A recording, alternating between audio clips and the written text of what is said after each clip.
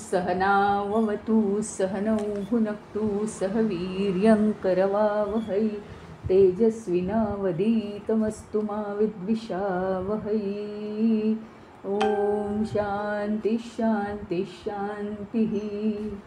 अखण्डमण्डलाकारं व्याप्तं येन चराचरं तत्पदं दर्शितं येन तस्मै श्रीगुरवे नमः। अज्ञानतिमिरान्धस्य ज्ञानाञ्जनशलाकया चक्षुरुन्मीलितं येन तस्मै श्रीगुरवे नमः। गुरुर्ब्रह्मा गुरुर्विष्णु गुरुर्देवो महेश्वरः गुरुरेव परं ब्रह्म तस्मै श्रीगुरवे नमः। स्थावरं जङ्गमं व्याप्तं यत्किञ्चित् सचराचरं तत्पदं दर्शितं येन तस्मै श्रीगुरवे नमः। चिन्मयं व्यापि यत्सर्वं त्रैलोक्यं सचराचरं तत्पदं दर्शितं येन तस्मै श्रीगुरवे नमः। त्वमेव माता च पिता त्वमेव बन्धुश्च सखा त्वमेव विद्या द्रविणं त्वमेव सर्वं मम देवदेव त्वमेव सर्वं मम देवदेव।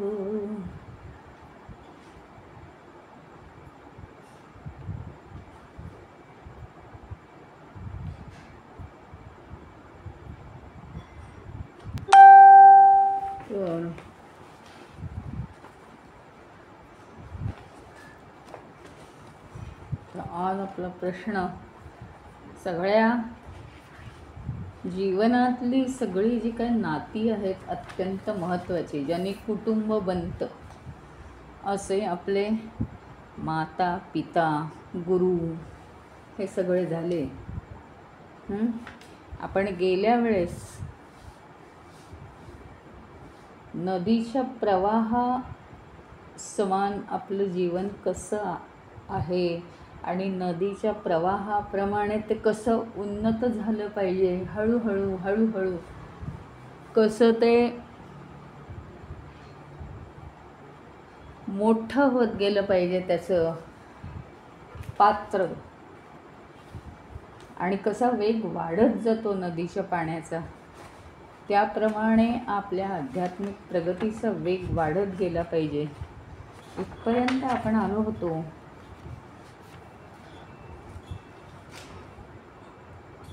पुढचा प्रश्न आहे, किस्विद मित्रम गृहे सतः, म्हणजे गृहस्थ जो असतो, गृहस्थ कोणाला म्हणतात?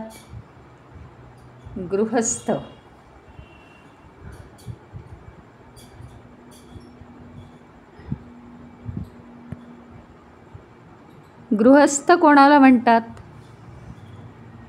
तर जो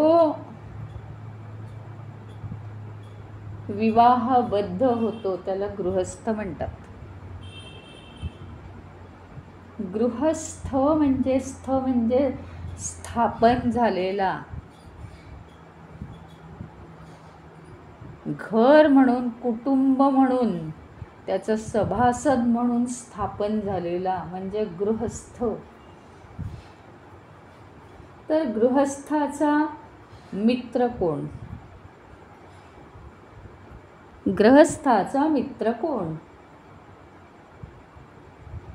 तर भार्या मित्रं गृहे गतः गृहे सतः, म्हणजे पत्नी ही त्या गृहस्थाची अत्यंत जवळची सहचर आहे. काय म्हणजे ह्याच्यामध्ये सुद्धा एक आध्यात्मिक शास्त्र सांगितलेले आहे आपल्याला, आणि म्हणून ते जाणून घेणं आवश्यक आहे की हे सुद्धा नातं आधी लौकिक विचार करतोय ना आपण, तर हे नातं आधी कसं असावं त्याचं कारण आहे. म्हणजे आपल्या आता लक्षात आलं असेल की एकतर 10व्या अध्यायात प्रयत्न केला आहे भगवंतानी हे सांगण्याचा की माझ्या विभूती काय आहेत. म्हणजे काय विभूती, म्हणजे या जगातली सर्वात उत्तम गोष्ट जी आहे त्याला तू भगवंत समज, कारण तुला सगळीकडे भगवंत पाहता येत नाही आहे ना. म्हणजे एक जे नॉर्मल जे विधान असतं की भगवंत सगळीकडे भरलेला आहे, हे जे विधान नॉर्मल आहे हां, पण आपल्याला काही त्याचं थांग लागतच नाही आहे ना. म्हणून भगवंतानी गीतेमध्ये काय सांगितलं की बाबा रे तू काय कर की या संपूर्ण विश्वामध्ये चांगल्या चांगल्या गोष्टी तुला आवडतात हे मला नक्की माहिती आहे हां. तर जे काही चांगलं आहे, जे काही उत्तम आहे, जे काही वैशिष्ट्यपूर्ण आहे ते मीच आहे समज. नद्यांमध्ये गंगा श्रेष्ठ, म्हणजे गंगा ही भगवंतच आहे असं समज. पर्वतांमध्ये हिमालय श्रेष्ठ, हिमालय पर्वत हा भगवंतच आहे असं समज. असा सोपा उपाय जो भगवंताने दिलेला आहे त्याच धरतीचं मग या संपूर्ण सृष्टीमध्ये आपण कशा कशाला भगवंत मानणार आहोत, तर इथे आपल्याला त्याच पद्धतीने जागृत केले गेलेलं आहे. पण हा मार्ग थोडासा अजून वेगळा आहे. कसा वेगळा? तर आपलं जीवन हे कशा कशाने बनतं. प्रथमतः ते माता पित्यांनी बनतं, नंतर ते गुरुमुळे बनतं हां. काय आहे आपल्या जीवनाच्या आजूबाजूला जे काही आहे त्यातून आपली उन्नती साधायची. उदाहरणार्थ माता किंवा पिता यांच्याबद्दलची आपली कर्तव्य भूमिका काय आहे हे आपण समजावून घेतलं. आता ही कर्तव्य भूमिका करणं म्हणजे काय आहे नेमकं, तर धर्मपालन करणं आहे. आणि धर्मपालन कशासाठी करायचं आहे? आध्यात्मिक उन्नतीसाठी सगळ्यात बेस तो आहे. सगळ्यात बेसिक गोष्ट ती आहे की आपण आपलं धर्मपालन केला पाहिजे. आणि त्या धर्मपालनासाठी अनेक गोष्टी सांगितल्यात, सांगायची गरजच नाही. परमेश्वराचं म्हणणं असं आहे की तुझ्या आजूबाजूला जे विश्व निर्माण झालेलं आहे, जी नाती निर्माण झालेली आहेत, त्या नात्यांमधूनच काहीतरी तुला सांगतोय मी. आणखीन तुला मी काय सांगणार वेगळं येऊन, मी काय मनुष्य आहे? प्रत्येक इथल्याच गोष्टीतून तुला मी काहीतरी संवाद साधून देतो आहे. तुझा संवाद साधला पाहिजे. ईश्वराशी संवाद साधलेला नसतो, म्हणून या सगळ्या घटनांमधून काही ना काहीतरी ईश्वर सूचित करत असतो आणि ते आपल्याला कळत नाही. आपण आपल्याच पद्धतीने जगत असतो. तर परमेश्वराचं असं म्हणणं आहे की आजूबाजूची नाती, आजूबाजूच्या घटना, आजूबाजूचे विचार, आजूबाजूच्या व्यक्ती वस्तू ह्यांच्यातूनच मी तुला काहीतरी सांगतो. आणि म्हणून असे अनेक प्रश्न या यक्षाकडून येत आहेत आणि ते जीवनाशी अतिशय निगडीत आहेत, संबंधित आहेत, जवळचे संबंध आहेत त्यांचे. की आता पत्नी हे गृहस्थाश्रमात तुम्ही प्रवेश केला म्हणजे काय? विवाह झाल्यानंतर एक कुटुंब चालवण्याचा अधिकार तुम्हाला प्राप्त झाला म्हणजे गृहस्थी जीवन. त्याला म्हणतात गृहस्थ मनुष्य. गृहस्थ मग त्याचा सर्वात जवळचा मित्र कोण? नेहमी अतिशय चांगुलपणाने सल्ला देणारा, तर त्याची पत्नी. हे सांगितलेलं आहे.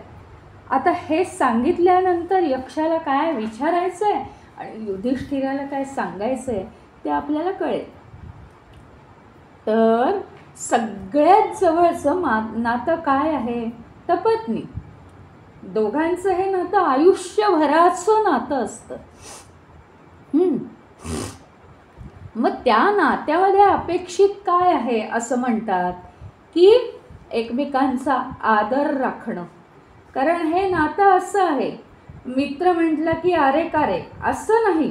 त्याने काय होतं की खालच्या पातळीला गोष्टी जातात आणि दोघं जण, म्हणजे इथे तशी थिअरी आहे की दोघं जण एकत्र आल्यानंतर एक ईश्वरी संवाद साधण्यासाठी ते आलेले असतात. खरं तर आपण सगळीकडे पाहिलं, देवदेवतांमध्ये सुद्धा आहेच ना हे. त्याशिवाय म्हणजे हा एक मार्ग आहे. एक व्यक्ती जी अपूर्ण असते तर तिला परिपूर्णता येण्याचा हा एक छोटासा मार्ग आहे. संपूर्णपणे परिपूर्णता येईल का? तर नाही. कारण काय? ते पंचमहाभूतात्मक आहे. पण परिपूर्णतेकडे वाटचाल करण्याचा हा मार्ग निश्चित आहे. आणि कसं असतं, दोन मिळून एक. अनेक गोष्टी या नात्यामध्ये कशा कशा सांगितल्या आहेत ते आपण आता बघणार आहोत. एकमेकांचा आदर राखणं अत्यंत आवश्यक. कोणत्याही बाबतीत. काय? एकमेकांचे सहचर आहोत, मित्र आहोत.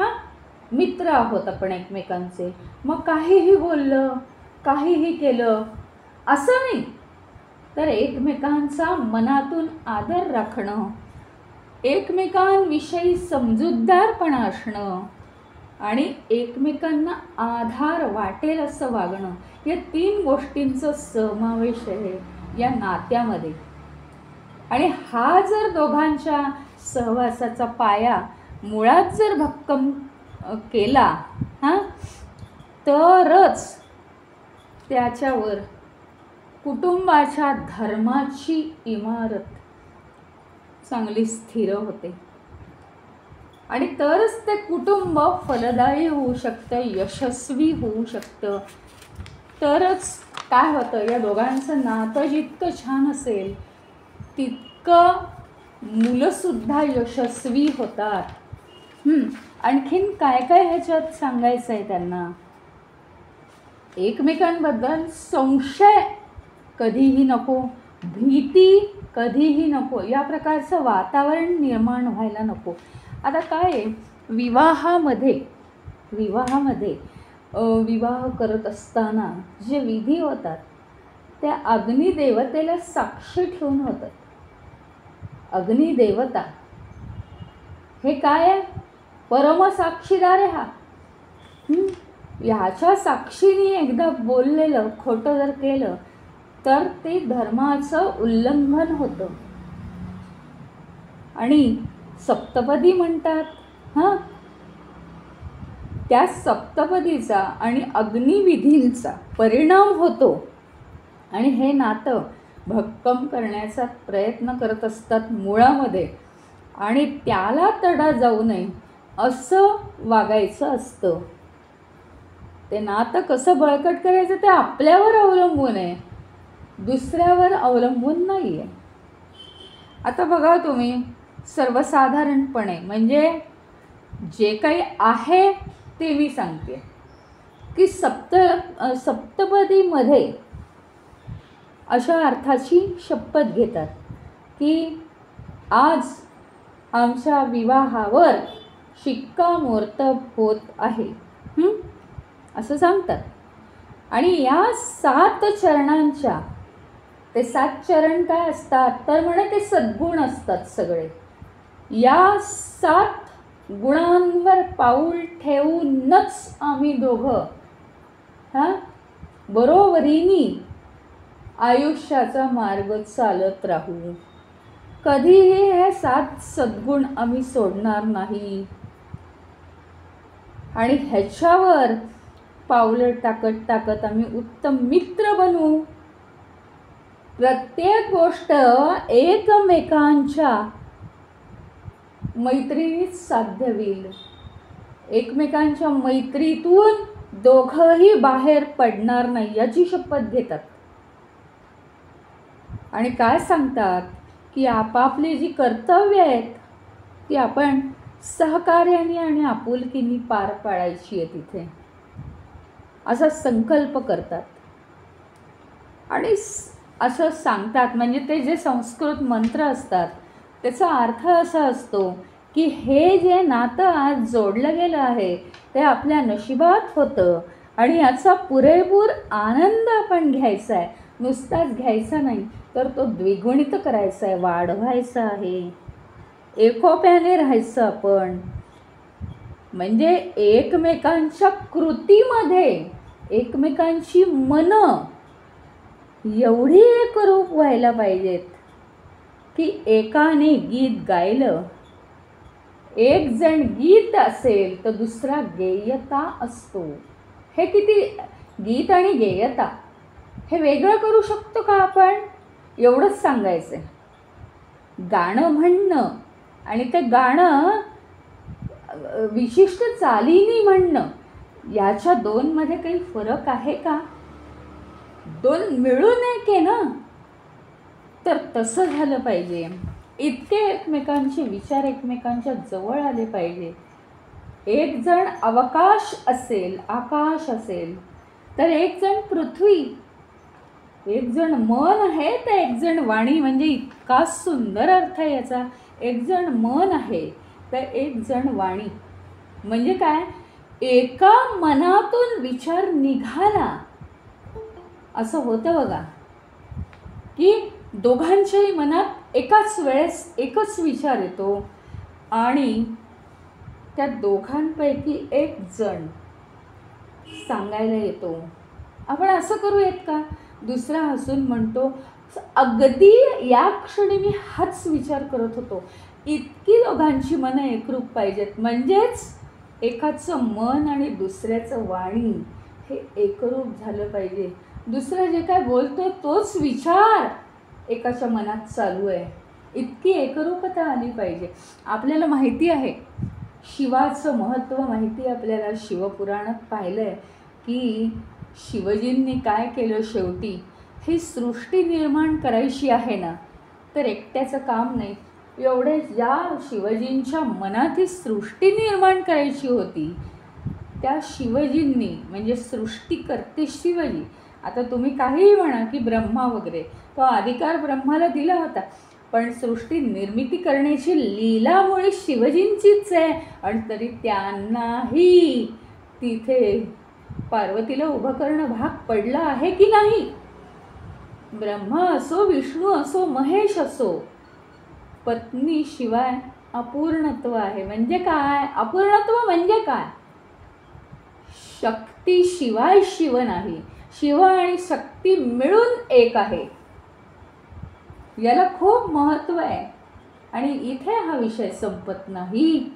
तर चैतन्य आणि माया, चैतन्य आणि माया दोघंही एकमेकांशिवाय राहूच शकत नाहीत. चैतन्य निर्गुण निराकार आहे, माया सगुण साकार आहे. याच्यावरनं आपल्याला खूप अनेक गोष्टी आपल्या लक्षात येतात की एक निर्गुण निराकार, एक सगुण साकार. माया फसवी आहे, चैतन्य सत्य आहे. माया अनित्य आहे, चैतन्य नित्य आहे. हां, आणि माया ही काहीही न टिकणारी आत्ता आहे तर नंतर नाही. कारण जे नाही ते आहे असं वाटतं आणि जे आहे ते नाही असं वाटतं. पण चैतन्य म्हणजे जे आहे तेच आहे, ठाम आहे आणि तेच सत्य. त्रिवार सत्य काय, कायमचं सत्य आहे ते. त्याच्यामुळे काय आहे, याच्यात सांगण्यासारख्या गोष्टी अनंत आहेत. म्हणजे हे सांगायचं एवढ्यासाठी होतं की चैतन्य आणि माया ह्यांच्यामध्ये एवढा मोठा फरक आहे, संपूर्ण विरोधाभास आहे, तरीही चैतन्य आणि माया हे काय आहेत? पती पत्नी आहेत. म्हणजे पती पत्नी ह्याचा अर्थ काय माहिती का? अभंग नातं आहे ते, अखंडितपणा आहे. म्हणजे एक आणि दुसरा मिळून एक आहे, दोघं मिळून एक आहे. म्हणजे ते नाहीच आहेत, वेगवेगळे नाही आहेत. तसं आहे चैतन्य आणि मायेचं. आणि तरी सुद्धा आपल्याला चैतन्यातला फरक लक्षात घ्यावाच लागतोय ना मायेपेक्षा. हे आहे की नाही आहे, पण तरी सुद्धा चैतन्य हे काय आहे? अव्यक्त. व्यक्त होणाऱ्या मायेमुळे चैतन्य आहे हे कळतं. हे फरक लक्षात घेतले पाहिजे. आणखीन एक ह्याच्या आधी नियम सांगितला की दोघांचेही परस्परांचे जे गुणधर्म आहेत चैतन्य आणि मायेचे, परस्पर विरुद्ध आहेत, पूर्णपणे विरुद्ध आहेत. एक निर्गुण निराकार, एक सगुण साकार, एक नित्य, एक अनित्य, एक सत्य, एक असत्य, एक टिकणारं, एक न टिकणारं, एक व्यक्त होणारं, एक अव्यक्त होणारं. अनंत गुण आहेत, सगळे विरोधाभासी आहेत, पण तरी सुद्धा ते एकमेकांशिवाय वेगळे राहूच शकत नाही, राहूच शकत नाही. मायेला आता बघा, तुम्हाला हे विधान तर पटलं की चैतन्य जे आहे त्याला व्यक्त होण्यासाठी मायेची गरज आहे. अहो ठीक आहे, पण मायेला काय चैतन्याची गरज आहे? माया ही चैतन्याशिवाय व्यक्त होऊ शकेल का? मला सांगा तुम्ही. माया ही जड आहे. त्याप्रमाणे गंमत झाली आपली. माया ही जड आहे. जडाला चेतना आणून देऊन तिला प्रकाशित करणारं कोण आहे? चैतन्य आहे. त्याच्यामुळे चैतन्य आणि माया हे पतिपत्नी आहेत. गोंधळ झाला असेल तुमच्या मनात, पण आता यातनं एक मोठी गोष्ट शिकण्यासारखी आहे की पती आणि पत्नी हे दोन वेगवेगळ्या घरातले असतात. पुन्हा लौकिक व्यवहारावर आले आम्ही. हे दोन अत्यंत वेगळ्या कुटुंबातले असतात. तिथे काही एकरूपतेची साधनं असणं अशक्य आहे. खरं तर काही होऊच शकत नाही. तिथे सगळे वेगवेगळे गुण आहेत. आणि कसं असतं की आता बघा ना तुम्ही, एक जण कधीतरी रस्त्यावर भेटतो बरं का आपल्याला, काय कसं काय, छान छान छान, तुम्ही छान आम्ही छान, मग सगळं झालं, काही वाटत नाही. मग नंतर काय होतं, तो पुन्हा एकदा दुसऱ्यांदा भेटतो, मग चौकशी करतो, हे काय ते काय, हा त्याची चौकशी, तो ह्याची चौकशी. मग त्याच्यातनं असं दिसून येतं की एकमेकांना काहीतरी बिझनेसला नोकरीला मदत होईल. बरं, मग तुम्ही कुठे राहता, आम्ही कुठे राहतो, एकमेकांच्या घरी जाणं चालू होतं. हां, मग एकमेकांच्या घरी गेल्यावर एकमेकांचे गुणदोष कळायला लागतात आणि मग मनामध्ये किलबिशे यायला लागतात. हा वाईट, तो चांगला, हा अपेक्षा करतो माझ्याकडून, तो खूप चांगला आहे, तो स्वार्थी नाही आहे, तो मला मदत करतो, तो माझ्याकडनं कशाचीच अपेक्षा करत नाही. म्हणजे काय, आपण चांगली वाईट लेबल चिकटवतो त्याला. जसजसं आपण जवळ जाऊ एखाद्या गोष्टीच्या, वस्तूच्या, व्यक्तीच्या, तसतसे त्यातले गुणदोष आपल्याला दिसायला लागतात.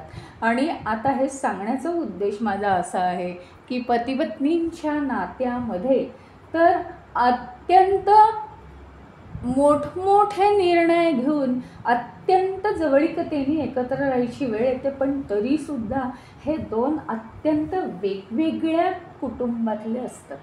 वेगवेगळ्या घरातले, त्यांच्या चालीरीती वेगळ्या, म्हणजे कोणीच मुद्दाम करत नाही, पण तरीसुद्धा सगळंच जर वेगळं आहे आणि एकमेकांच्या सानिध्यात जसजसं यायला लागू तसतसं माणसाला काय असतं, आपल्या स्वभावाचं थोडंसं वेगळं झालं की परत तो लेबल लावायला सुरुवात करतो. म्हणून मग होतं काय की तिथे डिफरन्सेस व्हायला सुरुवात होते. पण हे काही डिफरन्सेस होण्याचं मोठं कारण नव्हे. जर हे भक्कम असेल, पाया भक्कम असेल, म्हणजे काय इथे सांगितलं, मोठमोठ्या पुराणांमध्ये सुद्धा सांगितलेलं आहे.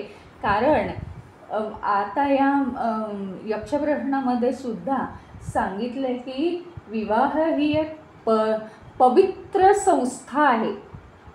ते सांगण्याचा उद्देशच हा आहे की त्यातून अक्षरशः ईश्वरी प्रेम कसं असतं हे एखाद्याला समजावं म्हणून हे सगळं निर्माण केलं गेलेलं आहे.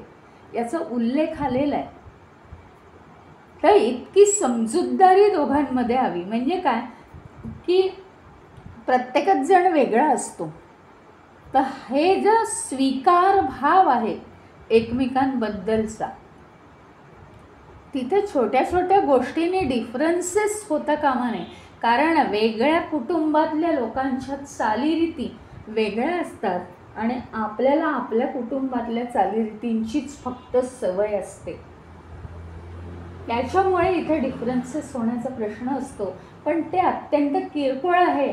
आपले जर विचार अत्यंत उदात्त असतील तर हे जे काही आत्ता आपण वाचलं की सप्तपदीमध्ये काय शपथ घेतली जाते की आमच्या एका महान नशिबामुळे, जे लिखित होतं आमच्या नशिबात, त्याच्यामुळे आज हा संबंध जोडला गेला आहे. आता तो निभावून नेण्याचं काम एकमेकांच्या सहकार्याने, ते काम आता आमचं आहे, ते आता आम्ही निभावून नेणार. कसं?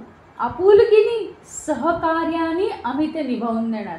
कारण डिफरन्सेस करत राहिलं तर सगळ्या कुटुंबाचा जो पाया आहे तो भक्कम होणार नाही. पाया भक्कम झाला पाहिजे, अतिशय भक्कम झाला पाहिजे, म्हणजे इमारत मोडण्याचा काही संबंधच नाही. तर त्याचप्रमाणे आता काय आहे, आपलं काय झालेलं आहे, चैतन्य आणि मायेचा सुद्धा आपण संबंध पाहिला की ते एकमेकांचे काय आहेत, पती पत्नी आहेत. कारण ते एकमेकांशिवाय राहूच शकत नाहीत. अखंडितपणे ते एकमेकांशिवाय राहू शकत नाहीत. ते एकमेकांना पूरक आहेत. जन्मोजन्मीचं आपण म्हटलं ना, अतिशय संपूर्ण जन्मासाठीचं हे नातं असतं पती पत्नींचं. त्याच्याही पलीकडे जाऊ दे. जन्मोजन्मींचं, युगानुयुगांचं नातं आहे या चैतन्याचं आणि मायेचं. त्याला शब्द नाही आहेत. नुसतं चैतन्य असतं तर आज काही आहे का? काहीच नाही आहे. चैतन्यच चैतन्य. त्याचं महत्त्व वाटणारं सुद्धा कोणी नाही आहे इथे. मग काय करायचं त्या चैतन्याचं? काय करायचं?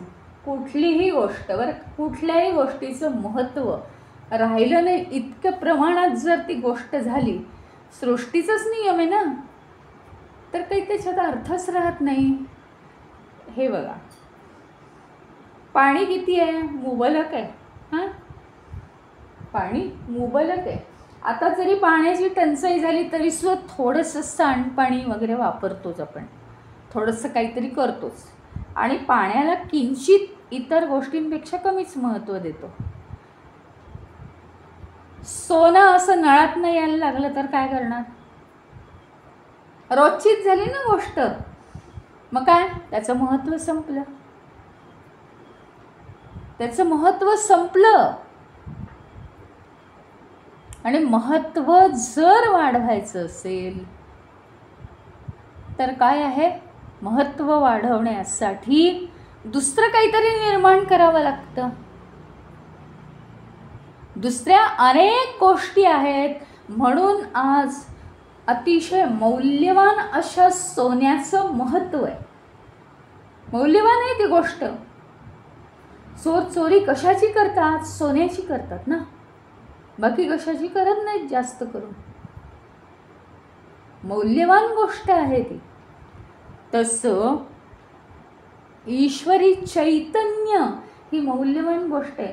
दुसऱ्या 4 त्याच्यापेक्षा फिक्क्या असलेल्या गोष्टी जर इथे असतील आणि विरोधाभास दाखवत असतील तर ते चैतन्याचं महत्त्व आहे. आणि म्हणून आता आपल्याला समजेल, काय समजेल, की आपल्याला हे जे देह मन बुद्धी चित्त अहंकार दिलेले आहेत ते सगळे जड आहेत. जड जरी सूक्ष्म असले तरी सुद्धा ते पंचमहाभूतात्मक आहेत. ते पंचमहाभूतात्मक आहेत म्हणून त्यांना अपूर्णता आहे. ते अपूर्ण आहेत म्हणून त्यांना पूर्णत्वाकडे जायचं आहे. आणि त्यांना पूर्णत्वाकडे जायचं आहे म्हणून पूर्णत्व असं कशाने साधणार आहे, तर चैतन्य प्राप्त केल्यावर. आणि म्हणून त्या चैतन्याचं अफाट महत्त्व आहे. आणि ते चैतन्य प्राप्तीचं तितकंच जास्तीत जास्त महत्त्व आहे. आता समजलं, हे देह मन बुद्धी चित्त अहंकार आम्हाला का दिलेले आहेत, त्याचेच नुसते सोपस्कार करायसाठी नाही आहे, तर ज्या गोष्टीचं महत्त्व आमच्यामध्ये वाढावं. काय नाही आहे माझ्यामध्ये, मला काय प्राप्त करायचं आहे, हे सगळं अपूर्ण आहे, हे सगळं अर्धवट आहे. म्हणजे मला नेमकं काय प्राप्त करायचं आहे, पूर्णत्व देणारं ते चैतन्य प्राप्त करायचं आहे. या अर्धवट गोष्टी घेऊन मी काय करू, काहीच उपयोग नाही त्याचा. अशी आपल्याला पूर्णत्वाची ओढ लागावी म्हणून अपूर्ण. आता तुम्ही मला सांगा, सगळं काही आहे, हां, राजमहाल आहे, भरपूर गाडी बंगला आहे, पैसे आहेत, हे आहे ते आहे, अप्सरा आहेत, अजून काय पाहिजे, काही नको आहे आता या जीवनात. अशा जीवनाला काय अर्थ आहे, काय अर्थ आहे. तिथं सुद्धा मग डोकं दुखायला लागतं, सर्दी व्हायला लागते, आजारी पडायला लागतो. काय सगळंच उषा पायथ्याशी, सगळंच उषा पायथ्याशी. काय अर्थ आहे याला, सांगा तुम्ही मला. काही राहिलंच नाही आहे मिळवण्यासारखं. आणि जे मिळवण्यासारखं राहिलं आहे चैतन्य, त्याची इच्छाच होत नाही मुळी. इतक्या सुखायुष्यात लोळल्यावर कशी इच्छा होईल. सतत आपल्याला काहीतरी कमी आहे. आज काय पैसा कमी आहे, उद्या काय देह आजारी पडला आहे, परवा काय माझं मन शांत नाही आहे, आणि तेरवा काय माझी बुद्धी कमी पडते आहे. सतत अशा अडीअडचणी आहेत. म्हणून मला असं वाटतं की मला पूर्णत्व प्राप्त झालं पाहिजे. मग मी काय करू, तर मला चैतन्य प्राप्ती करून घेतली पाहिजे, त्याच्यामुळे मला स्थिरता येईल. अशा रीतीने चैतन्याचं महत्त्व वाढलं. आत्ताच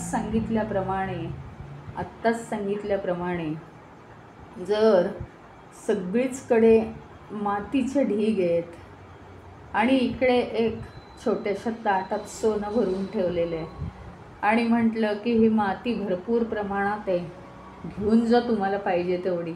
माती हवी का हे सोनं हवं. सोन्याचा एक छोटासा अगदी ढीग आहे तिथे. हां, काय न्याल तुम्ही. मातीचे मोठमोठाले ढीग आहेत. हे भरपूर आहे, ही मातीच बरी नेलेली, भरपूर मिळेल काहीतरी आपल्याला, असं कराल का तुम्ही. नाही, जे भरपूर आहे. हा एक सृष्टीचा पुन्हा एक नियम. अशा प्रकारात हा नियम सांगतात की जे सगळे बोलतात ते कोणीच बोलत नसतं.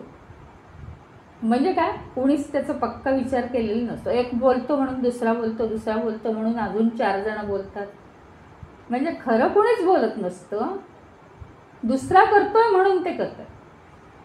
त्याच्याप्रमाणे त्याच्याप्रमाणे एक वस्तू आहे, दुसरी वस्तू आहे, तिसरी वस्तू आहे, सगळ्या वस्तू अपूर्ण आहेत. त्या वस्तूंमध्ये काहीच अर्थ नाही आहे शेवटी. पण अमूल्य अशी वस्तू, त्याचं मूल्यच करता येत नाही, अशी वस्तू म्हणजे काय आहे? तर चैतन्य आहे. ते आपल्याला परिपूर्णत्वाकडे नेणार आहे. बाकीचं जे भरपूर आहे, भरपूर पडलेलं आहे सगळं, वस्तू, व्यक्ती, घटना, तर भरपूर आहे म्हणून आम्ही घ्यायला जातोय. पण जे अतिसूक्ष्म आमच्यामधलं चैतन्य आहे ते आम्हाला शोधायची इच्छा होत नाही आहे. कारण ते थोडं आहे, ते मूल्यवान आहे, हेच अज्ञान आहे आमचं, हेच आम्हाला मुळी माहिती नाही आहे. आणखीन एक माणसाच्या जीवनातली शोकांतिका. आम्हाला काय झालंय माहिती आहे का? इथे ना एक भाव आधी महत्त्वाचा आहे, तो लक्षात घेऊ. तुम्हाला माहिती आहे, या द्वारकेला किंवा वृंदावनात राहणारे जे लोक आहेत ना, हे काय समजतात? यांची जी मधुराभक्ती वगैरे असते ना, त्याच्यामध्ये एक महत्त्वाचं आहे. संपूर्ण हिंदी समाजाचे किंवा हे उत्तरेकडचे लोक वगैरे हे संपूर्ण त्यांच्या भक्तीमध्ये काय म्हणतात, एकच त्यांचं व्रत असतं. संपूर्ण मानव जमात, मग तो पुरुष असो का स्त्री, बरं का, संपूर्ण मानव जमात हा काय आहे माहिती का? स्त्री आहे. स्त्री आहे. फक्त ईश्वर हा पुरुष आहे. फक्त ईश्वर हा पुरुष आहे. ही एक अतिशय उदात्त कल्पना आहे. अतिशय उदात्त का? तर पुरुष प्रधान संस्कृतीमध्ये फक्त ईश्वराला महत्त्व दिले गेलेलं आहे. आणि त्या ईश्वरासमोर, मग कोणी पुरुष असो का कोणी स्त्री, पण ईश्वरासमोर, ईश्वरासमोर, बाकी कुणासमोर नाही, एक अत्यंत स्वतःला कमी समजणारं, म्हणजे तुझा सेवक मी आहे असं समजणं, हे अत्यंत श्रेष्ठपणाचं लक्षण आहे. आणि काही काही प्रकारच्या भक्तींमध्ये तू माझा प्रियकर मी तुझी प्रेयसी असं म्हणतात, ते आहे असं. म्हणजे साधारण त्यांचं जे वृंदावनवाल्यांचं जे साहित्य, इतर आपण जास्त वाचत नाही त्यांची साहित्य हिंदीमध्ये, पण अशा पद्धतीची साहित्य सर्वसाधारणतः हिंदीच्या ज्या परीक्षा असतात त्याला तशा प्रकारची साहित्य असतात. तर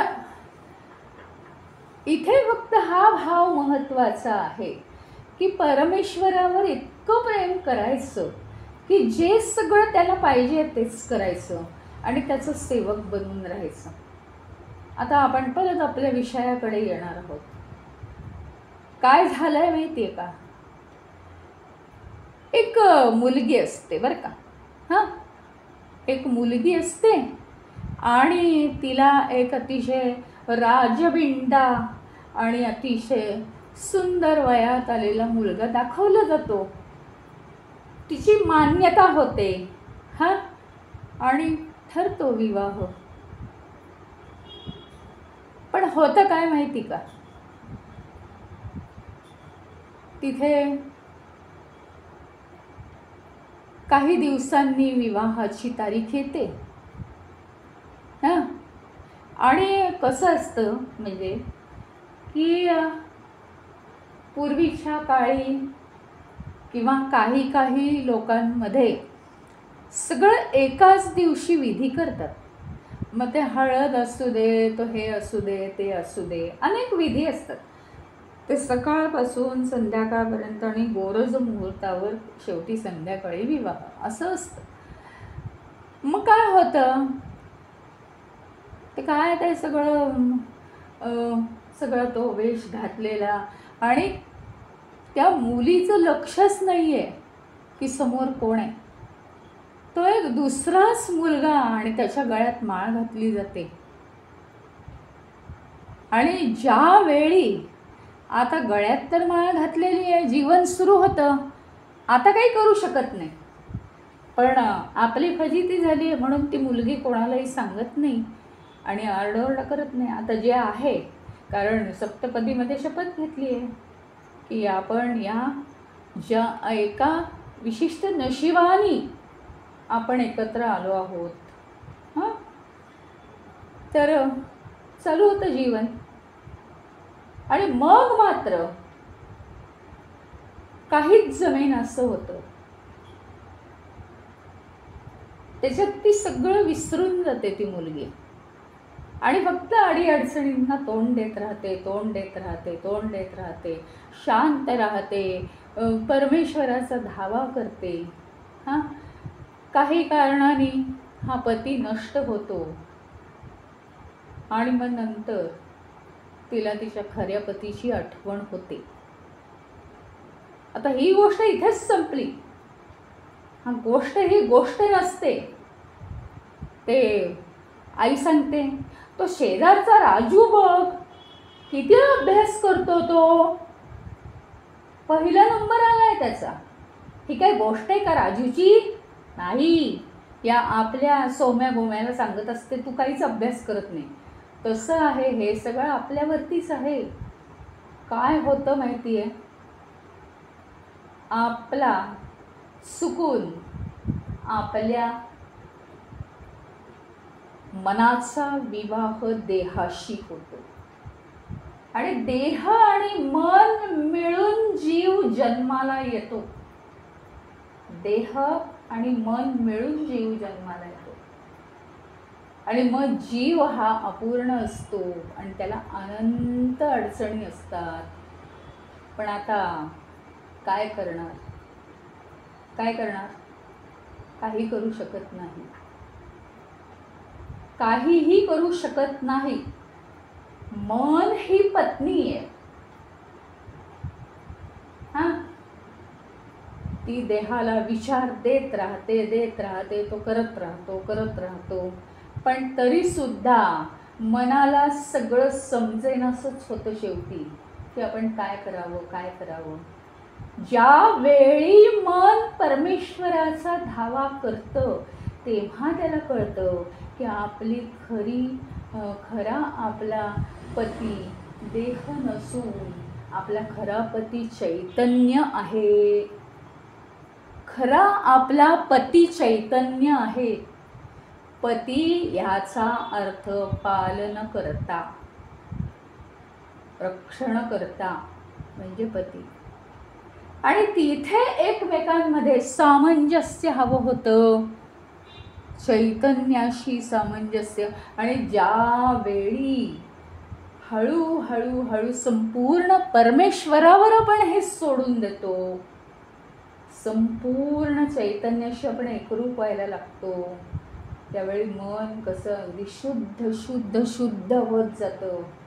म्हणजे मन जितकं स्वतःची भूमिका कमी करून जितकं चैतन्याशी एकरूप होईल तितकं चैतन्य त्या मनाला आपल्या आतमध्ये सामावून घेतं आणि दोघं मिळून एक होतात.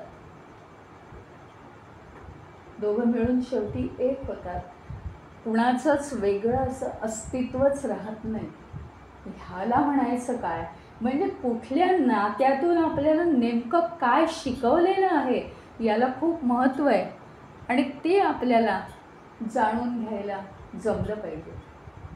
इतकं महत्त्वाचं नातं हे आहे.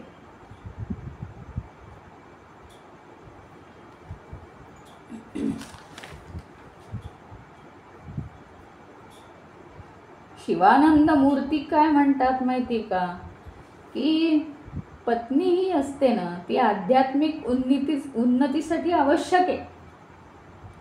म्हणजे काय, दोघांनी एकमेकांना जर ज्ञानाचा स्रोत म्हणून बघितलं तर ते एकमेकांच्या साह्याने मुक्तीसुद्धा मिळवू शकतात.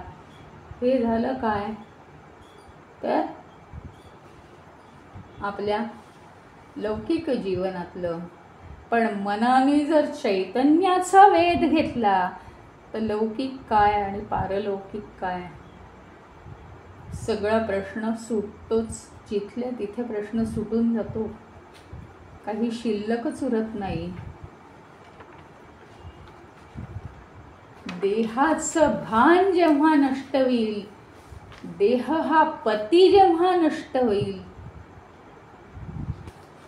तेव्हा सगळे प्रश्न सुटलेले असतील.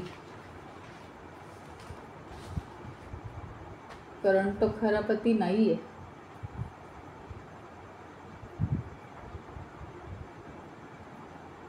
आणि त्याच्यासाठी अहंकाराला पिटाळणं हा काही मार्ग नव्हे. अहंकाराला पिटाळता येत नाही. मनाने चैतन्याशी एकरूप होणं हा एकमेव मार्ग आहे देहाला खोटं ठरवण्याचा. देह हा त्या घरातला सेवक होता हो. तो पती कसा काय झाला?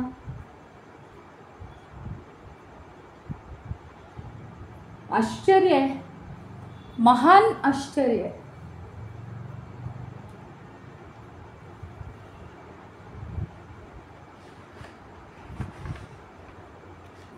तर आज आपण इथे थांबूया.